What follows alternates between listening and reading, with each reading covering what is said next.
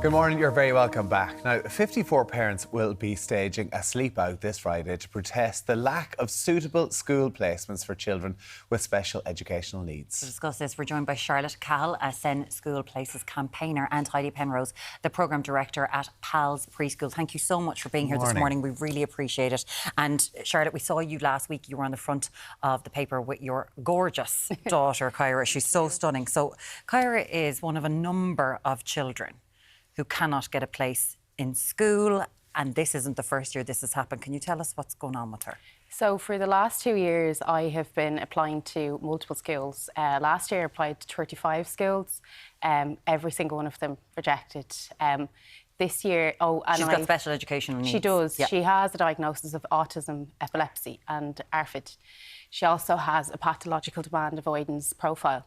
A lot of the schools came back to say that she met the criteria, but they were just oversubscribed. And then this year, I've applied to 25 schools, and out of those 25, I've heard back from 22, and all refusals.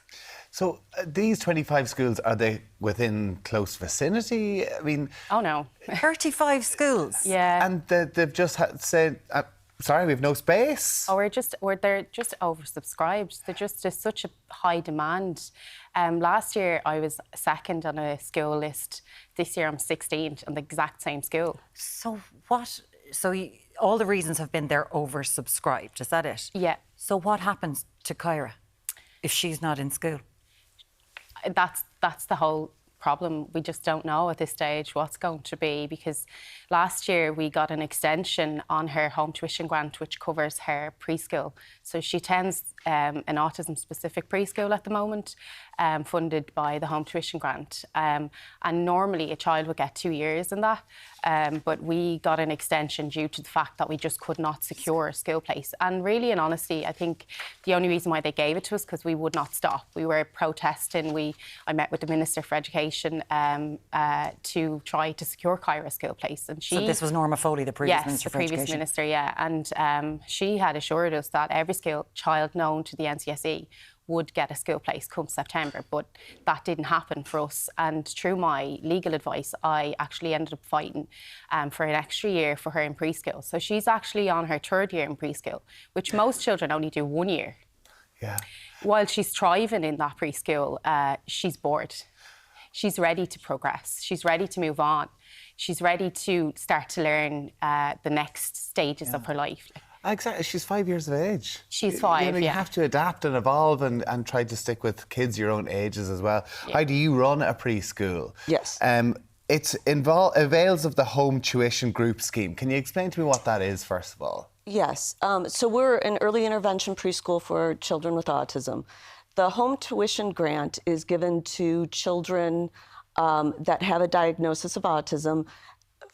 From the age of 2.5, they can receive 10 hours per week. From the age of 3 to 5, they can receive 20 hours per week. But typically, the parents have to find their own tutor that's licensed with the teaching council to be able to come into their home and provide the home tuition or the education for the child.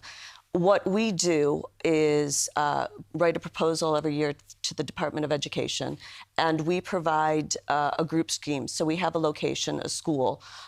We use the home tuition grant money then to provide services to more children, and we actually save the Department of Education over €250,000 a year just by running what we do. And what age group do you take up until?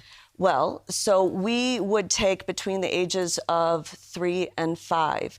We had to put the limitation 2 years ago that we could not take children that were past the age of 6. And that was because the Department of Education kept sanctioning children to come back to us. And we had 8 and 9-year-olds that were coming back to the school because they had no school place. Do you feel that was an easy way out? Sorry, no, I'm not putting words in the mouth, but They It didn't was a have to way- find a school place for Well, these children. They were like, well, this place will know. They could say that the child had a school place, even though it wasn't appropriate. And we got to the point we couldn't run a primary school curriculum. Okay. Additionally, we have 250 children on our waiting list right now. And so none of our 3- and 4-year-olds that needed to come in to receive early intervention services could get it because Blocks everything up. See, it's good because it says here there's 126 children without a school place. But you say there's 250 people just on a waiting list for you. So what's... For early intervention services. So it's not technically required. It's best practice for them to have what it. happens potentially when they have to leave preschool and find a school? So we had to stop allowing 5-year-olds to go onto our waiting list because we knew that they would never receive a school place with us. So you're talking 3- and 4-year-olds, 250 3- and 4-year-olds in the Dublin area that 9 chances out of 10 are going to either need an autism classroom or a special school. And that's in the next 2 years. We did have Junior Minister Naughton on with us last week. Hildegard, who said that there was 14,200 people now on the waiting list for assessment, children who are on this waiting list for assessment. I would disagree with that. I would say it's probably way more Way than higher? That. I think the numbers even for schools is way more.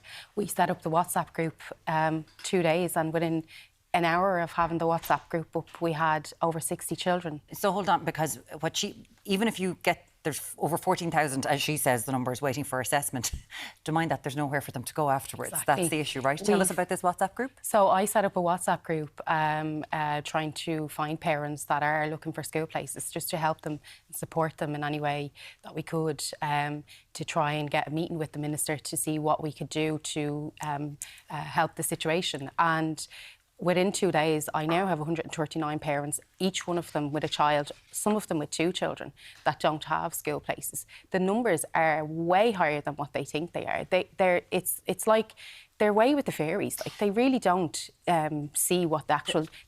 We have 1 in every 5 children with a disability. That's 1 child, multiple children in every classroom that has a disability. We'd love to hear from you this morning, 0896 111 111, because this comes up every single year. The front of the Sun this morning, Rebecca Meehan is on the front of her son Jay.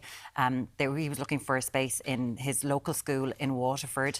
There was a draw for just 8 spaces, and he is one of 20 children who were left without a place in that area. Now, the new Education Minister, you haven't met her yet, Helen McEntee, she last week pledged to make sure that every child who needs special education would have a place come September. I actually sent her an email to ask her. I sent her an email to ask her to meet with us, and her reply was that this isn't her area, that we need to contact Martin, I think his name is the other man that sits with her on the... OK, so you need to contact the Junior Minister within that. So not within her, so you need to go to something. But in the statement, it just does say the NCSE has reached out to parents involved and arranged to meet these parents individually on Wednesday to outline the progress. No, the only reason why that meeting is happening, because I have pushed for the last 6 months. I have been in contact with the CNO regional manager for the last 6 months. Every single week I have a phone call with her. I spend about 35 to 40 minutes on the phone with her. I've been asking her to meet these parents and to help support them, because a lot of the parents have reached out to me saying that they're not being supported by their CNO. Every time they ring their CNO, they get an answer machine. They send an email, they don't get a response. I got onto the regional manager and asked her, we need somebody to come out and meet us in our community, because we're not being supported. And she actually, this meeting was supposed to happen Friday, but she actually called me yesterday to say, oh, we're pushing the meeting forward. We didn't even have an answer if the meeting was going to go ahead on Friday. It was supposedly going to go ahead on Friday. But now all of a sudden that we're doing a protest, now all of a sudden that Friday is happening. Oh, we're pushing it forward. We're going to meet with these parents on Wednesday. Yeah. Well, that's the point of the protest, in order to get them to meet you. Yeah, but your CNO is your Special Education Needs Officer, and this is the National Council for Special Education. This is a statement from the Department of Education. Over the last number of years, the Department and the National Council for Special Education have introduced a number of initiatives to plan and provide sufficient special education and special school places. These initiatives are bearing fruit, with almost 1,700 new special classes sanctioned and 11 special schools established over the last 5 years. This statement does go on. Heidi, from your point of view, what do you make of that statement? Because you had to fundraise to stay open last year, I believe. We did. That was an issue with the Department of Education paying us in a timely fashion. I'll say for us, there's 27 schools within the country that operate off the home tuition scheme like we do. I believe we are the only charity. But so other schools are more afraid to come forward but the payments don't necessarily come in a timely fashion. For us, I think the longest we had gone was 4 months without receiving a payment from the Department of Education, even though we had submitted all of our paperwork. And so it had finally gotten to the point that our parents did end up having to protest. And we had to make the decision, do we pay our employees or do we pay payee tax? And we're receiving notifications for the government that they were going to come and seize our assets because we couldn't pay the payroll tax. But that's, the system is just broken. When we're talking about them saying that the kids will have school places, what I'll tell you right now is we had children last year that received letters, congratulations, you have a school place. However, the classroom is not built, and we have no anticipated date for when the classroom will be built. And those children are still, to this day, not in school because there is no classroom for them. Nothing there. We have parents, what else is not discussed is the fact that so many of the parents, enroll their child or are lucky enough to get a school space, but the children are on a 30-minute day or a 1-hour day. Yeah. And so they're not in school. And then you have teachers that have no educational background in teaching neurodivergent children that are now in these classrooms. Absolutely, yeah. So we spend 2 years working with the kids. They make tremendous progress. Then they go into a Department of Ed school where the teacher has no background in this, and we watch our kids regress. They're just going backwards. I mean, it is shocking. Charlotte, you can see your frustration with this. I mean, it's not frustrated. I'm absolutely. I'm past sad. I'm Yeah. past upset. I'm now absolutely furious, and I'm not going to sit back and take this any longer. You are staging. You're going to a 24-hour sleep outside the Department of Education on Friday. Yeah. What do you hope to come out of this? I want to meet with the Minister, and I want her to give us not just words. I want to see the actions. I want to see what she's saying come to light. I want to see these 136 children with a school place. I want them to walk through the doors of a classroom. I want to buy my child's uniform and watch her go to school with my nephews. My nephew is a year younger than Kyra, and he starts primary school come September. And if I have to watch her sit back again for another year. Yeah. I know. It's absolutely appalling. Listen, if it's something that you want to get involved in, of course, it's outside the Department of Education, Friday the 28th, the 24-hour sleep out. Charlotte Cahill, campaigner for SEN schools, thank you so much. Thank and you. your beautiful little girl, Kyra, as well. Heidi Penrose, Director Programme of Pals Play School, thank you so much for talking to us.